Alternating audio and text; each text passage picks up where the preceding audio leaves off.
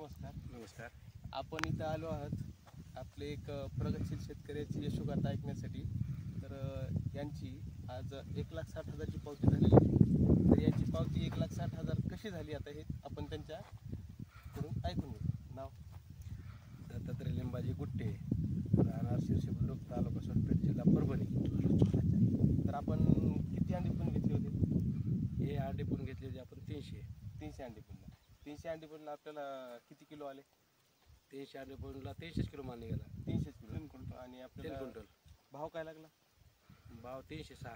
300 कमी लागला होता ना आपलं 300 नाही, 606. 606. अच्छा. म्हणजे तुमची मग जवळपास 1,80,000ची पावती व्हायला पाहिजे. म्हणजे त्याच्यामध्ये काही थोडासा ते हे ते डागा असते, थोडा काही डागेला असल्यामुळे एक 10-20,000ची पावती चुकती कमी. अच्छा. आता तुम्ही किती एकर बाग तयार केली आहे? हे 5 एकर मध्ये आहे. 5 एकरची बाग आहे. तर तुम्हाला 5 एकर बाग मध्ये तुम्ही 2 शेड घेतले आहेत. हो. आता हे 2 शेड तुम्ही कोणत्या साली घेतले?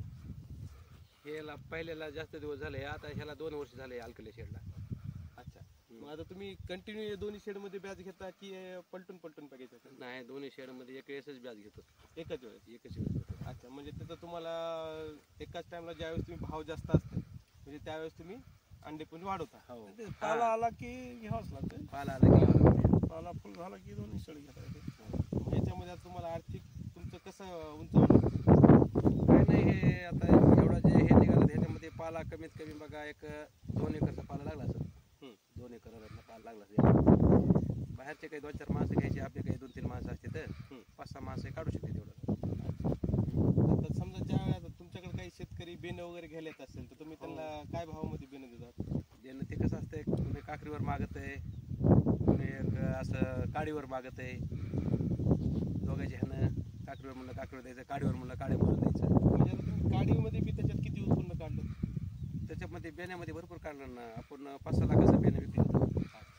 म्हणजे तुम्हाला हे 5 एकर जे तुम्ही लागवड केलेली आहे हो. त्याचं उत्पन्न तुम्हाला पहिल्याच वर्षी त्या बेण्यामध्ये निघून गेलं? हो हो. सगळा खर्च आहे तर आपण त्या बेण्यामध्ये केला.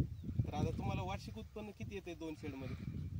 एक 10-15 लाख रुपये येत असेल ना. 10 किलो. जास्त 10 लाख तर होऊन गेले माझे. मागच गेले 10 लाख तर होऊन. अच्छा. मग 15 लाख.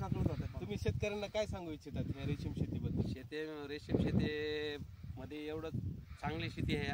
कमी शेतकऱ्यानं रेशीम शेतीकडे वळायला पाहिजे. आणि जे की घरचे जेवढे कामाला लोक आहेत तेवढं रेशीम शेतकरी म्हणजे चांगला सक्सेस राहतं या. आणि जे निवड आता जे रोजगारी लावणं किंवा मग बाहेरच्या गडी ठेवणं ह्याच्यावर काही तेवढं अवलंबून राहत नाही. म्हणजे घरच्यावर जसं हे होतंय निघत आहे, नाहीतर बाहेरच्या माणसावर म्हणल्यावर मग नाही मिळालं. याच्यामध्ये जेवढे जास्त स्वतः शेतकरी मेहनत घेईल तसा त्याला पैसा आहे. चालतंय. तरी आपण ऐकलं आहे यांचं.